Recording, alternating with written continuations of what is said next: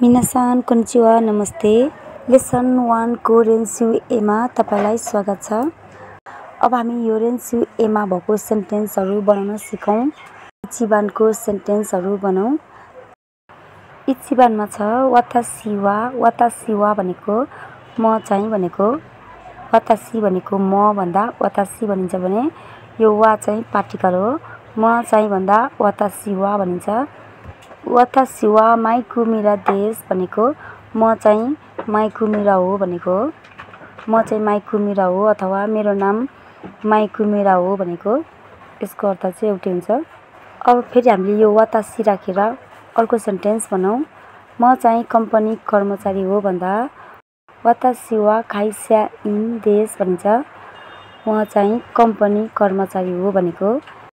यसरी हामीले आफ्नो बारेमा भन्दा म चाहिँ मिराजी हो, म चाहिँ कम्पनी कर्मचारी हो, म चाहिँ डाक्टर हो, म चाहिँ विद्यार्थी हो, म चाहिँ शिक्षक हो भन्दा हामीले यसरी म चाहिँ भन्दा यसरी यसमा चाहिँ वा पार्टिकल राखेर भन्नुपर्छ।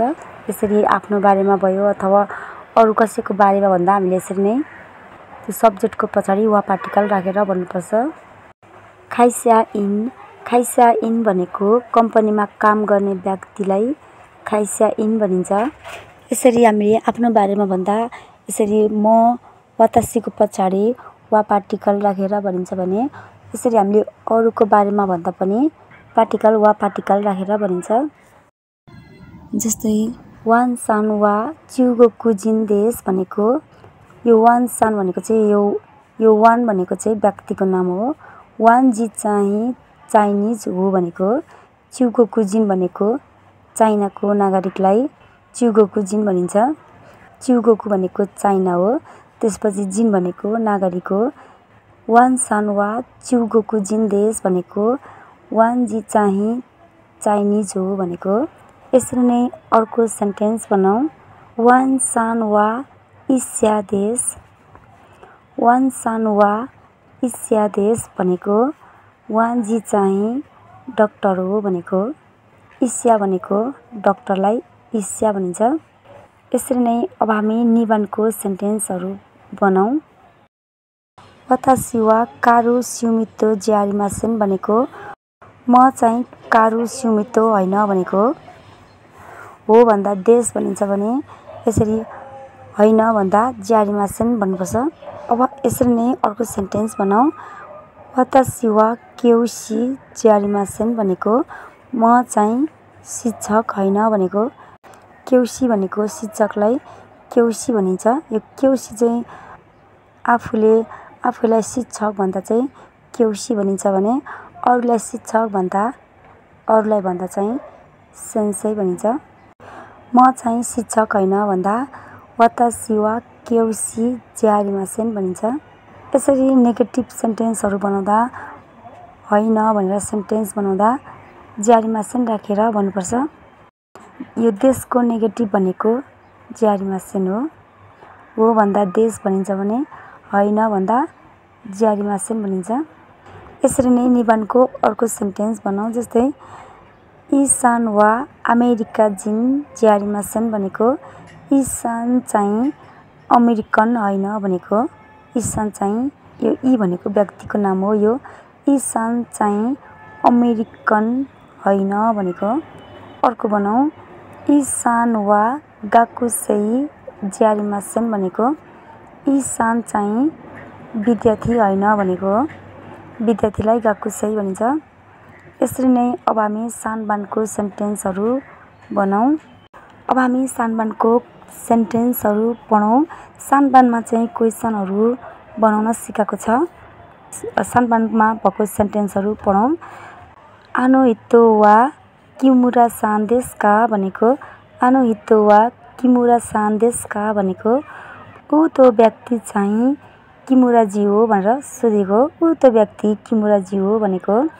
यो आनो भनेको परको व्यक्ति ऊ त्यो भनेर देखाउँदा परको व्यक्ति भयो अथवा कुनै पनि सामान वस्तुहरु परको सामान वस्तुहरु ऊ त्यो भनेर देखाउँदा आनो भनिन्छ। परको व्यक्तिलाई देखाएर ऊ त्यो व्यक्ति चाहिँ किमुराजी हो भनेर सोधेको यो। यसरी परको व्यक्तिलाई देखाएर ऊ त्यो व्यक्ति चाहिँ किमुरा सान हो भनेर यसरी सोध्दा हामीले यसरी नै सेन्टेन्सहरू बनाउन सकिन्छ। हामीले यो किमुराको ठाउँमा अरू पनि नामहरू राखेर यसरी नै क्वेसनहरू सोध्न सकिन्छ, यसरी नै क्वेसनहरू बनाउन सकिन्छ। यसरी नै अर्को क्वेसन छ, आनो हितो वा मारिया सान देशका भनेको ऊ त्यो व्यक्ति चाहिँ मारियाजी हो भनेर सोधेको, ऊ त्यो व्यक्ति चाहिँ मारियाजी हो भनेर सोधेको।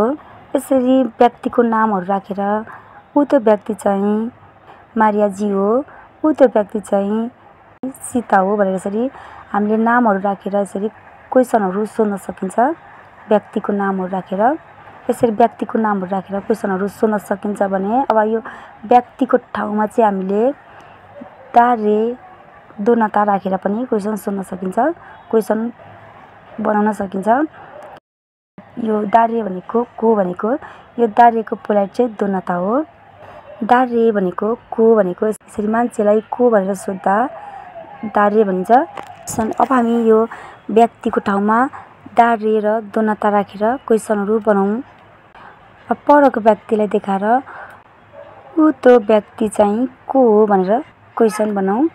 ऊ त्यो व्यक्ति को हो भनेर सोद्धा आनो हितो वा दारे देशका भनिन्छ। ऊ त्यो व्यक्ति चाहिँ को हो भनेर सोधेको, ऊ त्यो व्यक्ति को हो भनेको परको व्यक्तिलाई देखाएर परको मान्छेलाई देखाएर ऊ त्यो व्यक्ति को हो भन्दा हामीले यसरी नै क्वेसनहरू बनाउनुपर्छ। यो हितोको पोलाइट फर्म भनेको खाता हो। अब पोलाइटमा भन्दा चाहिँ यो हितोको ठाउँमा खाता राखेर भन्नुपर्छ। अब को भन्दा चाहिँ यो दारेको पोलाइट भनेको दोनाता हो, दारेको ठाउँमा दोनाता राखेर भन्नुपर्छ। यसरी पोलाइट फर्ममा क्वेसन सोद्धा उहाँ चाहिँ को हो भनेर पोलाइट फर्ममा सोद्धा आनो खाता वा दोनाता देशका भनिन्छ।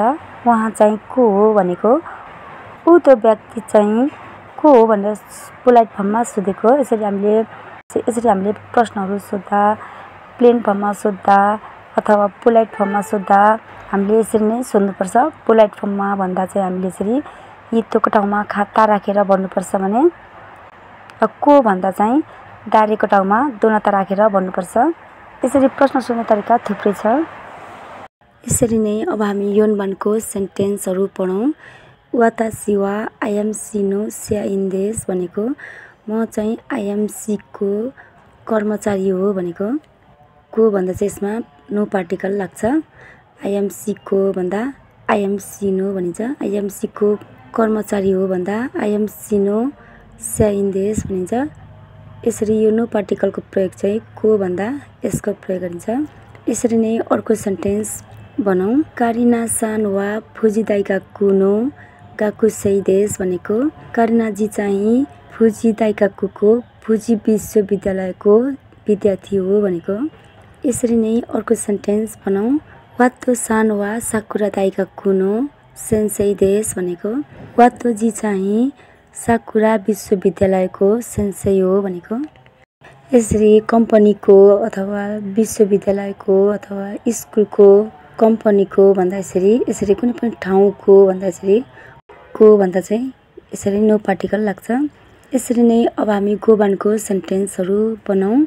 सन्तोषु सान वा बुराजिरु जिन्देश भनेको सन्तोषजी चाहिँ ब्राजिल नागरिक हो भनेको। यो बुराजिरु भनेको ब्राजिल यो देशको नाम हो। ब्राजिलको नागरिकलाई जिन भनिन्छ। सन्तोषजी चाहिँ ब्राजिल नागरिक हो भनेको। यसरी नै अर्को सेन्टेन्स बनाऊ। जस्तै मारिया सान मो बुराजिरु जिन्देश भनेको मारियाजी पनि ब्राजिल नागरिक हो भनेको। यो मो पार्टिकल चाहिँ पनि भन्दा मो भनिन्छ।